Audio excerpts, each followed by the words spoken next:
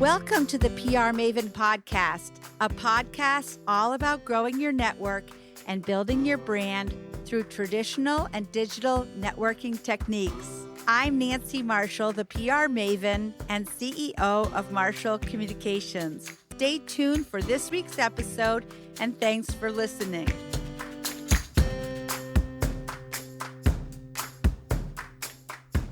Good morning. I'm Nancy Marshall, the PR Maven, and I'm already laughing because we're going to have a lot of fun today with this guest. I've been working in PR throughout my long career and have a special interest in personal branding.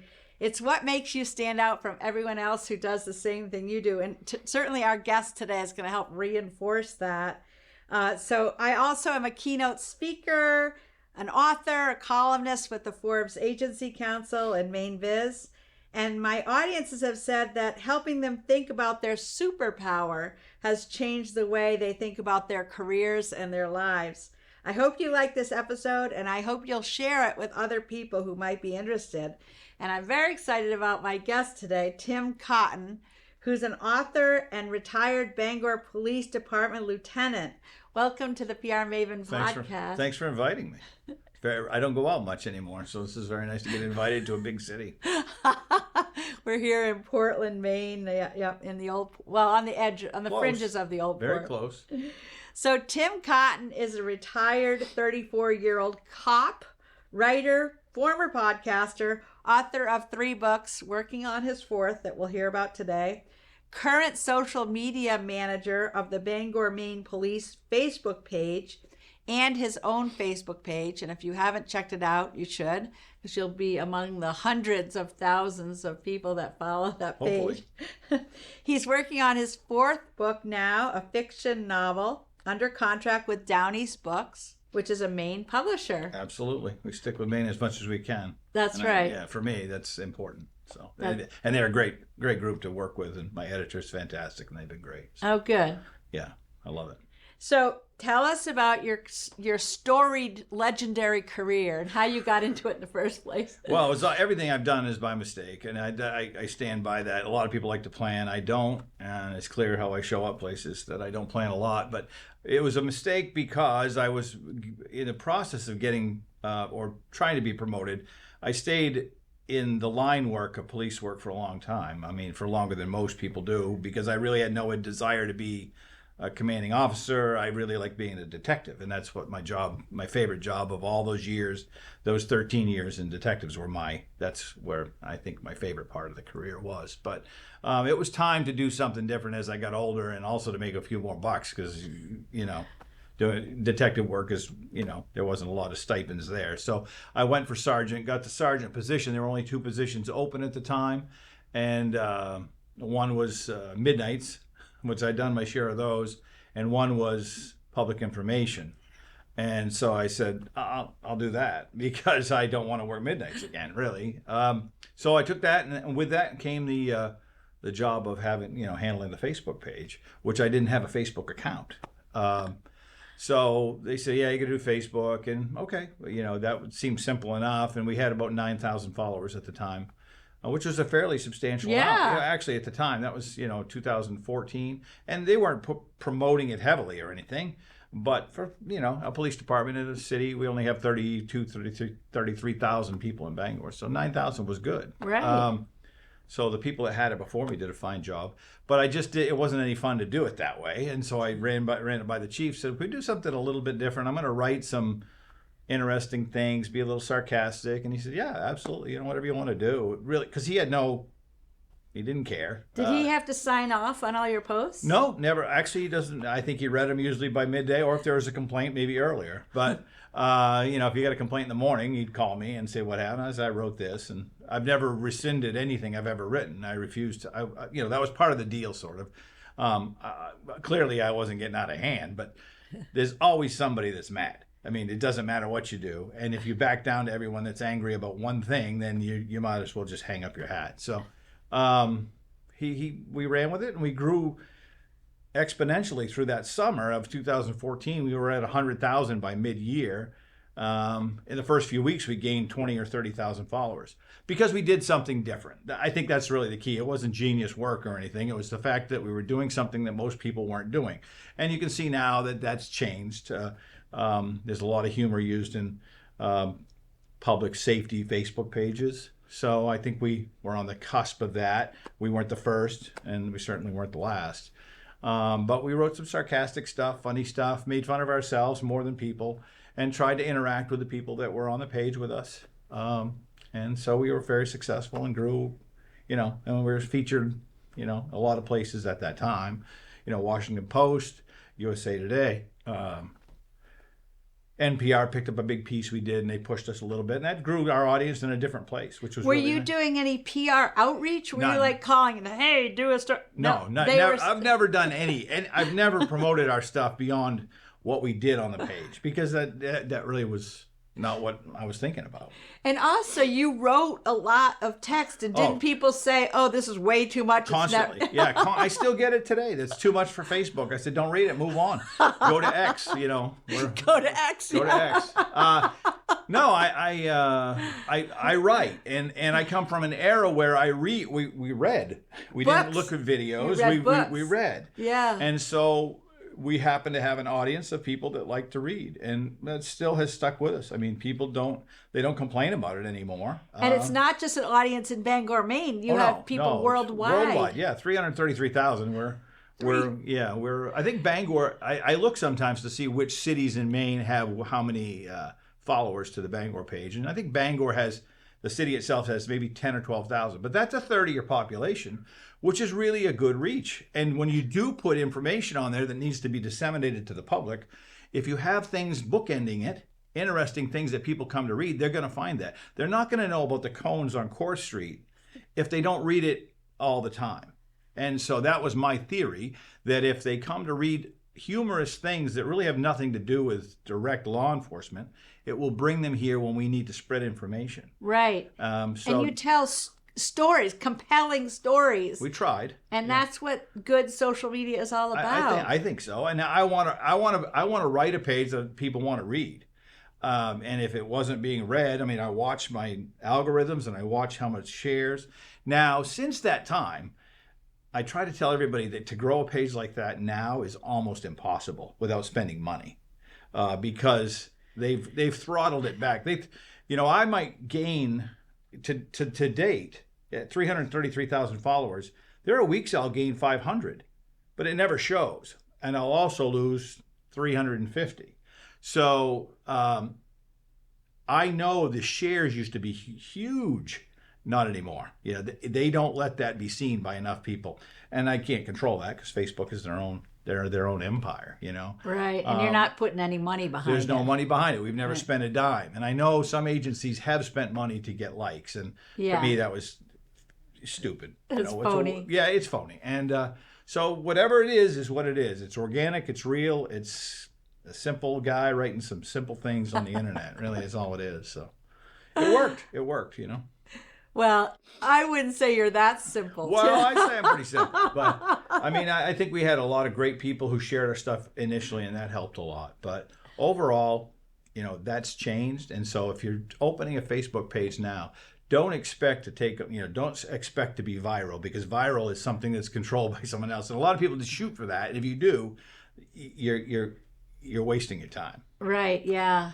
Now video is the thing now, and many agencies around the country, police agencies and public safety, they've spent huge amounts of money on they do skits and sing-alongs and dancing and TikTok. I refused all of it. I refused every dance challenge because I think police have to have some dignity, and I've never liked that stuff. I just didn't. I said, this is what we do. People said, well, try this, you should do this. I said, well, I've done this and it worked. I'm just going to keep doing that. Right, you go ahead and dance and I'll just write some things. I can't dance, so I write. So currently you're writing full time. Yes. Do you find it hard to find the discipline to sit at the computer and write? Absolutely. Yeah, that's one of my most difficult tasks. I think it was easier to write when I was employed because I would get up. I still get up at the same time. What time is that? About 3 or 4. I used to get up at 3 or 4, but I wrote that page before I went into work each day, I'd watch national news, and I read all the time, everything I can read. So I would try to write a post that may relate to something nationally, maybe related to us. And that's how I'd write some of the humorous things like weather events or big storms or anything like that. I would use it and just kind of manipulate it into our posts. So you had to be up early to do it, to get the folks that are going to be getting up at some point. But I still get up that early, and I should be working on my fiction novel, but I still write my own. Now I have my own Facebook page where I have a lot of the writing that I used to do on the Bangor page, I do on my own page, because I have to be very careful not to promote my books and my writing and anything I do on the BPD page. So I have to move that stuff to my own page. So in turn, I took a lot of my writing there, because if I'm going to produce something that's to promote myself or my books or my readership on my website, we have 20,000 folks that get the weekly blogs from my regular website. So about 22,000 there. So they get that regularly. So that's where my writing is centric now. So yeah, so people can sign up on your website. Yeah, they can go there and click the news log. I call it a news log, not a blog, because a news slog is what I call it. And that's at timcottonwrites.com. Yeah. And if they get that, then we'll send them an email. And there's no one pays for it.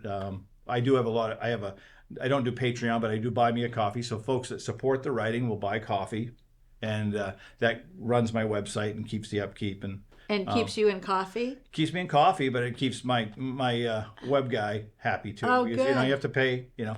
When I don't have any commercials on my page, you got to do something, and that's what we decided to do. If you decide to make a donation, you can. If you don't, you don't. And I still want people to come and read no matter what. So that's how I keep it going. So it's kind of nice. Been nice. I seem to recall, because you have been on my podcast 2 times before the pandemic, I believe. Absolutely. And I seem to recall that a lot of your fans and followers are middle-aged women. Yes. Is that true? Yeah, but I think the reason that is, and I had a book agent for a very short time.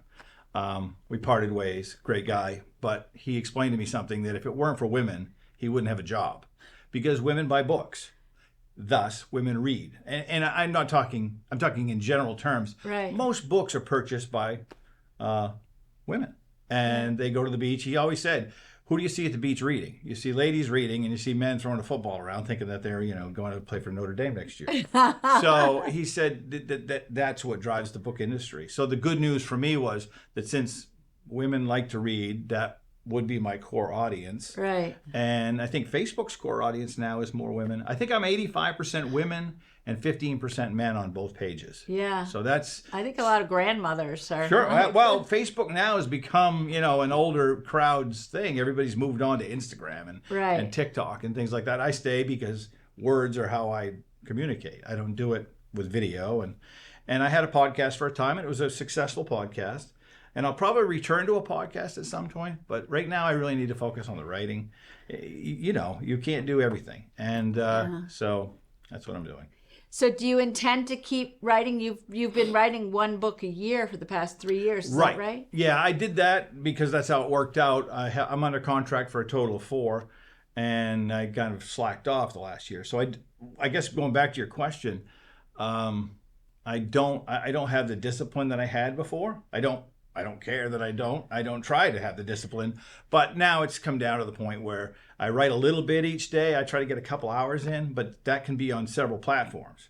So I need to focus more on my book, because the 4th one does have to come out to fulfill my contract. By when? Well, it was supposed to be done by last February. So I'm beyond that. Yeah.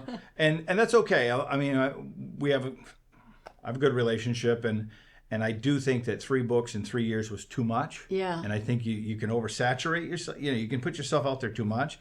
And I don't want to do that. I have other things I want to do. I mean, I want to go to camp, and I want to hang around and see my granddaughter and spend time with my family. So writing to me now I would call it a hobby that pays. But I'll probably focus more as fall fades into winter, and when the winter comes. Right, I can get at it, Yeah. So that's where I'm at.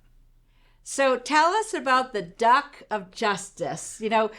I don't know if you remember, we kind of arranged, like, the governor had the Duck of Justice at one point at Yes. the Blaine house, and Yeah. then the Duck of Justice was like abducted, and Yeah, abducted is correct. We don't want to get it going too far because she'll be gone. The Duck of Justice came about a very simple way. Again, another mistake in my life. I wanted the duck.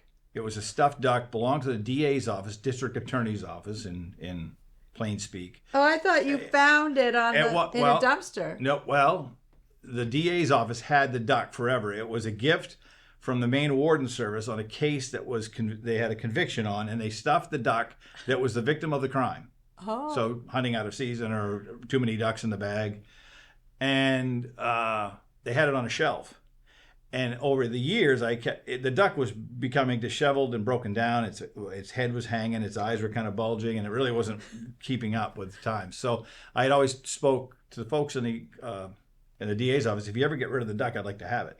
So one day, they were moving offices 20 years later, and the angry German girl, Andrea is her name, but I call her the angry German girl because she always sounds angry Germans always sound angry when they talk, and it's no offense.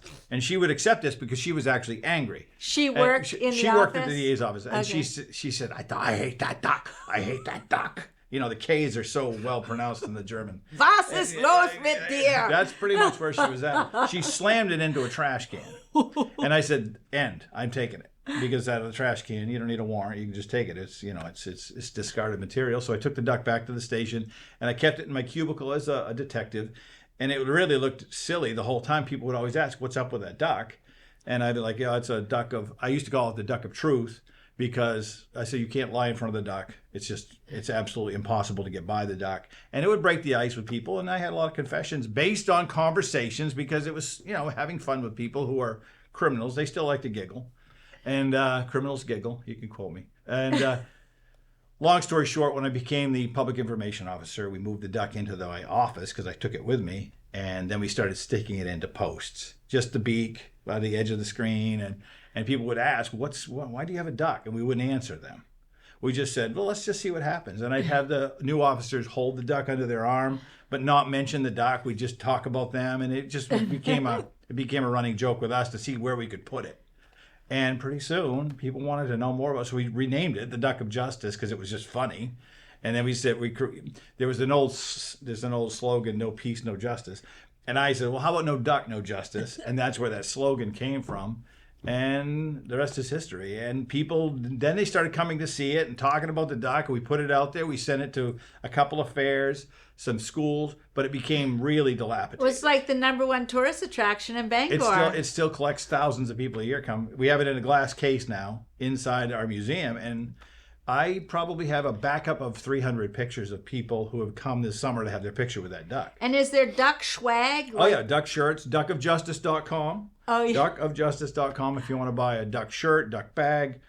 We have all kinds of stuff. And the proceeds go? All the profits go to community outreach for Bangor PD. Oh, nice. We've sold maybe $200,000 or $300,000 worth of shirts. Wow. Yeah, it's really incredible the amount. Now, we don't obviously collect all that money, but there's a portion of that, the funding that turns into the Bangor PD. So the duck is still very dead and well. Yeah, right. And stuffed. Yeah, we don't do a lot with it because people create their own story now. So I use those photos, and I've always told at every place I've ever spoken, I said, if you can find a PD that has people come that don't know anything about the police there, never met a cop, never went to a police station, but they came in to have their picture with a dead duck, then I'll buy you lunch. I've never had to buy dinner yet. Wow. Because it really brings a lot from all over the world, Australia, China, the Mideast. We have a lot of people from the UK, and that's one of their stops is to have their pic. They used to come for Paul Bunyan pictures in Bangor, right. And now they go to the duck, Stephen King's. I had a Peking duck tour. I said, stop to pee, see King's house, and then come see the duck. So I called it the Peking duck tour, and people got mad about it because it said Peking. And I said, well, it was P-E-E-K. So the Peking duck tour. So you got to have your shot at and then I didn't put Paul Bunyan in it, and people were upset about that. But yeah. Long story short is we have bus tours that stop to see the duck from Canada, and it's crazy. It is crazy. Yeah. It's and crazy. The duck good. is just a dead duck, but it was something I think people grabbed onto it. It was fun. It was silly. It was It's a brand. It's a brand. The duck is a brand. Well, we're going to continue with more from Tim, but don't forget, As a listener of the show, you can get the first chapter of my book, Grow Your Audience, Grow Your Brand, which you might happen to be getting in the mail at some point. Nice. For free. Just go to prmaven.com/giveaway and sign up for our email list, and you'll receive the first chapter of my book. And we'll be back with more from Tim Cotton in just a moment. Sprague & Curtis is a locally owned real estate company. We're primarily focused in central Maine. I got excited about Nancy's book because she's so well known in the area for her marketing and branding techniques, and we're always looking to expand and learn and grow, and so a lot of us here at the office decided that we wanted to read her book and learn some new techniques.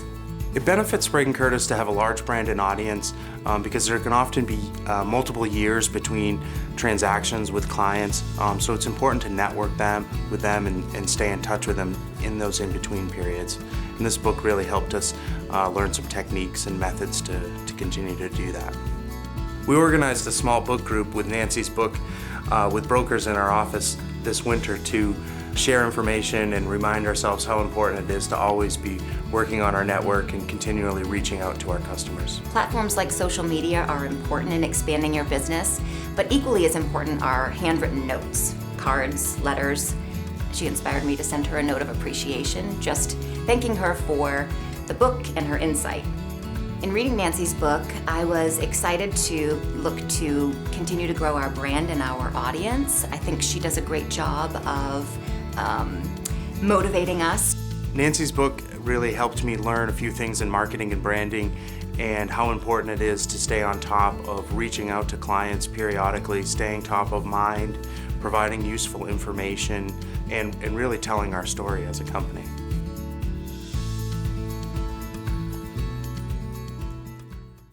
Oh, okay. We're back. We're back. We were so engrossed in our conversation, we forgot we were doing a podcast. Easy to do.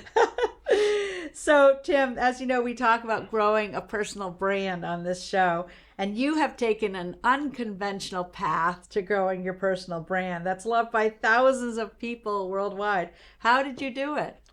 I think I'm genuine. I am what I am. I am what I am here, and I am what I am on the internet. I mean, I don't try to create a fake story, a falsehood. I mean, when I talk about going to the woods, I go to the woods. If I'm at camp, I'm at camp. And I talk a lot about my foibles, too. I don't talk about just your successes. If you just talk about success, what is the fun of that? Because people are all flawed, right? Me, maybe not you, but me. Oh, I am. Believe Okay, me, I Nancy's am. flawed.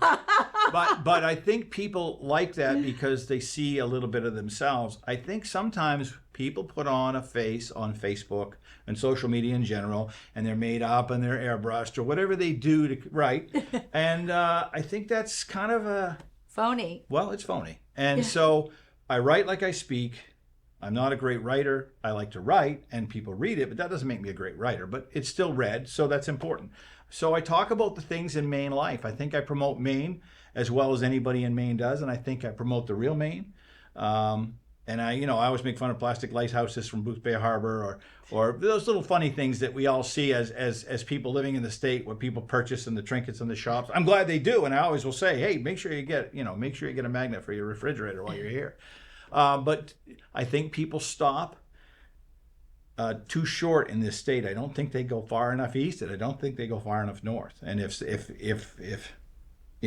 we promote this area of southern Maine pretty heavily, but we don't promote Madison, although they've got some pretty good promotion in Madison. There's a really nice apple orchard there. Okay, so North Star Orchard. There you go. That Emma Dimmick, who's our producer, her family owns that. Well, then we should go there and pick apples. That's right. There's so many places in Maine that people don't go to. And so my far Washington County life, which is where I spend most of my time when I can, and we're up towards between Machias and Eastport and west towards Danforth and north towards Hodgdon and Holt and Grand Lake Stream, all those places. Now the sportsmen have gone there, but this is a nice place for people that aren't sports people to go there. And if you get see the real down east and you get beyond Bar Harbor, no offense to Bar Harbor, but I can't get in there in the summer, right? Most of us can't. There's so much coast and so many beautiful places. And blueberry pie. And blueberry pie. Yeah. And so I try to promote those spots and the fun, the the interesting, knowledgeable people of Maine. The conversations with them are just incredible. And I think people miss out when you don't stop at those small places. Convenience store to have a hot dog or a coffee and talk to the people at the counter, So Right. that's my that's my brand. Those are my people. So. And we were just talking during the break about how you respond to everyone who comments on your Facebook, and that's a key to maintaining I think so. a page. Now, Yes. I watch a lot of pages, and I watch business pages, and I'll notice a comment in the morning that gets no response. Not necessarily a troll or a negative thing, but they may ask a question. If they're asking you a question and you're missing that question, you're missing an opportunity to get a customer. And so I don't respond to every comment. I read every comment. I respond to every email. But on comments, I read every comment on both Bangor page and my Tim Cotton Writes Facebook page, because I don't think we're doing our job as social media purveyors of social media if we don't pay attention to the audience. And I think there's a lot of people that don't. They think we make a Facebook page and we'll put something funny and we'll show a slice of pie or a beer. But they don't read the comments, and you're missing out. And you might read them 2 days later, but it's too late then. So you should, and people, I don't have time to do that. Well, you do have time because you have a phone and you're reading something. Because I haven't seen anybody without a phone in their face in 3 years. So you have time to go through those comments. You don't have to just, peruse but fade through them to look at those people. And so I do that on both pages, and I think it's made a difference.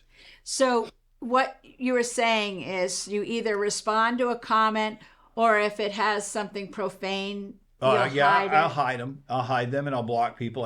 Because you have to block. There's so many scammers now, and especially on our PD page and my page now. They found that. They've even found my blog, and they comment there. And they're trying to sell things. And they're usually either it's perversion or it's sales of something somewhere in another country. They're trying to buy you a T-shirt or to copy my T-shirts and. So you've got to pay attention to that stuff and get those people off your page. You can block most people. We block lots of people because there's so many strange creatures out there that are, crawling around social media, as we know. So right. You got to be careful. Right. But I do read all the comments. I read every comment. Well, that's impressive. Well, and I think it's very good advice for brands. I do too. I was just at a local fast food place, and I was thinking today, I was trying to get a coffee on the way down here, and I won't say which place, but it's one of those places where they have the kiosk, and you go in, there's nobody at the counter, and you go to a kiosk to order, then they put it in the bin, and I see the people out back. To me, the loss of that very famous fast food restaurants, the loss of having contact with people, it bothers me a little bit because, one, I'm in a line at a kiosk with all kinds of people who can't make a decision. So the speed is gone when you do go in. They focus on drive-through, right? But I don't know why we haven't sped up the process to create food that's quite simple to create, mechanize that rather than the customer service experience. It's the opposite of what I think would work for a business. If you can make a certain sandwich that has their name simply, and they're very simple to put together because I worked there as a kid, why don't we transfer some of the labor that we have to meet people and talk to them rather than a kiosk? I think we're losing something. And that's why, even on Facebook, that's why I read the comments. I think it's important to have a face and a voice. And so... Well, I was with a group yesterday, face-to-face, giving a presentation, and we were talking about that, what I call happy hormones that are transmitted between two humans. People, when the oxytocin, dopamine, these things aren't generated by robots. No, we're missing out. Yeah, exactly. And the further we go down that path, it's almost like it's just perpetual motion now. And your brain will remember in those neural pathways that feeling that you had. Mm-hmm. If you felt really good in a certain place because of those happy hormones with a person, you'll want to go back. But if you don't feel that good about it. If I'm standing in line to talk to a kiosk, I left. I left. Not that they don't need my money, but I waited a minute and a half, 2 minutes, and two younger folks were working over their menu selections. And I stayed a minute and a half because I had that much time to get a coffee. Yeah, so you get here on time. Right, I had to get here. They do have a bathroom, and you can still use that. That's a good thing. But the point is, I guess, I don't like to interact with a business like that, and I'm not going to. I'm done. I'm not going to do a kiosk order. Now, Now I'm an old, I'm an old curmudgeon, I guess, but I'm going to go somewhere where I can talk to somebody. Right. And I'm going to buy their product. But that's how I feel. Not everyone feels that way. So Right. I'm fading off into the distance, and I can see my usefulness to this world is almost gone. So I would disagree. Well, I mean, I'm going to do what I do. I'm going to write what I write, and that's how I'm going to push my brand, and that's how I'll stay with it. So what are the themes and messages that are consistent throughout all of your writing? I think kindness is one of the most important things, and I think humor. And I think making fun of ourselves is really important. I also hate to see the loss or the stomping of people being able to say what they think no matter what it is, because it lets you know what the kind of person that is. I'd rather know. You say what you want around me, and I'll either be with you or I won't be with you after that, right? So I try to promote myself or my brand by being as genuine as I can. And telling the truth. And again, I'm not going to apologize for something I say unless I really make another step in it, which you can do that. But I tend to be very careful how far I go with a conversation. But I'm going to say what I think on my page. And if someone comes on there and says, and I've had a lot of people, I disagree, police shouldn't be funny, policemen shouldn't be funny. Okay, hit the road. I'm sorry, because we're human. And I always hated the conversation that even some agencies have with, we just like to do these dances because we think it humanizes us. Well, I thought we were human before the dance. So this humanizing us is the dumbest thing I've ever heard. It humanizes the badge. Well, the fact is that is a person with a badge, and they have flaws, and they make mistakes, and they can be idiots like you can. We all can be, right? So I think I've just been honest about what we are. I know if I got pulled over for speeding by a guy who I just saw doing a dance on TikTok. You'd probably ask about the dance, and maybe that would make a conversation, but it makes it more difficult for the officer to do their job, because now you've got to get by, well, you're the worst dancer I've ever seen, and that song's stupid, or whatever it is. But I would like hope it. that I could distract him by talking about his dancing so he'd forget that And he if pulled it me over works, for speeding. You may. That's just my opinion, and again, it doesn't matter what my opinion is. If theirs is different, I'm not. Everybody does their own thing, but that's how I did my way. And I really hated when we were really pumping along, and police agencies were there was a lot of really great social media stuff that the challenges between places. I refused every one of them because I felt like, do what you want to do. And don't create this furor, because I don't need it. We don't need it. I've got things that I want to do here. And I'm not. And cops, what's happened even at Bangor PD is, in the times of the last few years, it's just some bad times for police in the country. Much of it our own fault. But so police don't want to share anymore like they used to. And when I started, there was a lot of sharing and a lot of fun. But it's more difficult to have people open up now, because society's changed a little bit, and we just have to adapt, But as you said, your theme is always to be kind. Absolutely. And kind and friendly, and have fun, and have some laughs, and have conversation. I wrote a piece that I took a lot of garbage for, that said, please don't thank me for my service. Because to me, a conversation doesn't have to start off that way. But that's me. When people come up to you, sometimes they almost feel like they have to say it, because so many people are saying, thank you for your service. Just ask me, hey, had a good day today? Or, did you like your burger? Or a conversation about a football game. But rather than thanking me for my service, really, I get paid for my service. Police officers get paid. And honestly, amongst many of the officers I know, that thank you for your service is an uncomfortable thing, because you can show that thanks just by having a respectful conversation. Right. You don't have to say thank you. So that was the point. And I took a lot of crap for that. And people are like, I can't believe you say that. We want to. I said, you can. I'm saying there's other conversations that can be had, because we're employed by you. We are employed by you, the citizen. And thank you for the job. I mean, I liked my job. I enjoyed my job. So I didn't need to have thank you for your service, because I don't know how to. What do you say to that? Thank you? You're welcome? I don't know. I'd rather just talk about something else. And that was the point of the piece. And it carried well with some folks who understood what I was saying. But with others, I upset some people. Yeah. So, Tim, is there a book, a podcast, or an app that you have found helpful in your life or your career, and why? I can't say any apps have helped me. No? No, I just can't. maybe Netflix. Yeah. But I think a book that I would promote, and I promoted, there's one book I bring up, and there's many that I've read and many I love.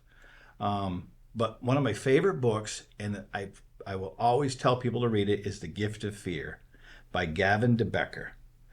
And it's now, there's been many iterations of that book. It's, The Gift of Fear. It's become a franchise. But de Becker is a master at finding out.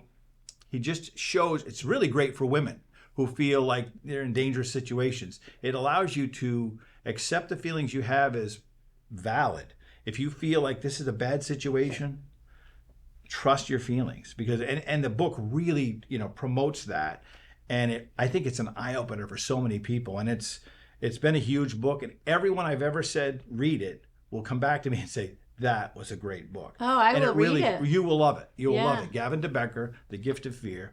Another book, Undaunted Courage by Stephen Ambrose, about the Lewis and Clark expedition. If you want to talk about resiliency and strength and an honorable thing, that was the most incredible journey across this country to find the end, to find the Pacific Ocean or a passage to it.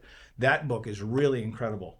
So those are two books that I would always say Gift of Fear, but I would say if you want some to really look back at how far we've come from the mid 1800s, Undaunted Courage. All right, good. I'm just curious, do you read to your granddaughter? When I can, but she's almost she's 5 now. She reads to me, so she's doing pretty well reading. And we have a pile of books, all the main staples, Blueberries for Sal, and One Morning in Maine. One Morning in Maine, and on Rocky Pond was a huge one when I was a kid, and we read that to her. Goodnight Moon, of course, was the standard when she was little. But yeah, I do read to her when I can, and she loves to read. She's got a love of reading, and I think that's the most important thing. One of the most important things you can instill a kid is to get him to read. Because I had difficulty with my son because he just wasn't that way, so he had to go other ways to get him interested. And now he is a reader, but it took some time when he was a kid. So no, I mean, reading obviously is what developed any skill that I might have at writing. All came from reading. It really wasn't. It's not. It can't be self-taught. You're self-taught, but only because you're reading well-written words. So yeah, I spent a lot of time at the library in Machias when I was a kid. I mean, I took 10 books a week. I just pounded the books when I was young. And I loved that. And so I still speak at libraries and places like that around me when I can, and to classrooms when I can. And that's what I tell everybody. I've always told cops about interviewing and skills in interviewing, I'd always say, read everything you can. And I'm talking about Glamour or Women's Day or anything, because you don't know when that information might come in handy to break the ice in a conversation. Right. And I don't know that a lot of people have taken my advice. But for me, I think wherever you are, pick up the magazine on the table in front of you and read it, whether you want to or not. There's information there that will help you later. I mean, there really is. So read. Right. I agree. Absolutely. And I've always loved libraries also. Yeah. Oh, me too. I love it. So how can people get in touch with you, Tim? Well, if they want to, and they probably don't, but you can reach me through timcottonwrites@gmail.com. You can send me a message on Messenger at my Facebook page, Tim Cotton Writes at Facebook. You can send me a message through Instagram, which sometimes it takes me a few days to get them because I don't check Instagram that much. But most people have no trouble getting a hold of me, or drop a comment in my on something I've written on my page or the Bangor page. Because we know you read those. Well, I read everything. I read it all. Yeah. Well, Tim, this has been so much fun. And I'm really honored that you drove all the way down. Oh, no, for you, almost anything. Oh. No, I really appreciate you having me. And again, buy my books. You don't need to buy them from me. You can buy them anywhere books are sold, small bookstores in Maine. I'll carry them. My local bookshop in Bangor, the Briar Patch. I always have signed copies there. And, of course, you can buy them on any of the online sites. So there are 3. Buy all 3. The 4th will come, and the 4th will be much different than the first 3. Oh, it will. It'll be fiction. Might be a little darker than what people expect, but it's going to be a fun book to read, I believe. All right. Knock on wood. And that will come out when? Well, if I get done in time, it probably won't be till next fall. It takes quite a bit of time between finishing and really getting it out there. So my first 2 books, Detective in the Dooryard and Got Warrants, come out in paperback in November 1st. So those will be out in paperback then. So go to your local bookseller and grab one. Okay, great. Well, this has been a lot of fun, and I'm very honored that you came. And if you have any questions for our guest or you'd like to hear more from me, you can email me at nancy@prmaven.com. And thanks for joining us on the PR Maven podcast. Thanks for having me.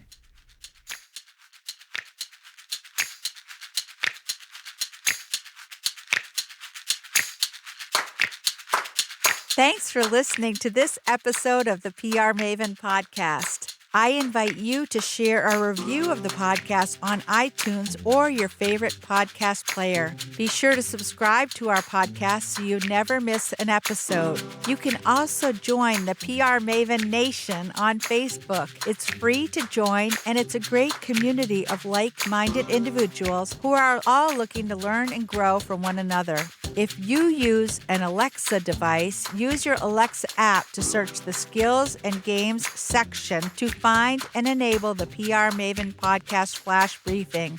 This will give you access to exclusive content and more PR and marketing advice. Thanks again for listening, and have a great rest of your week, PR Maven Nation.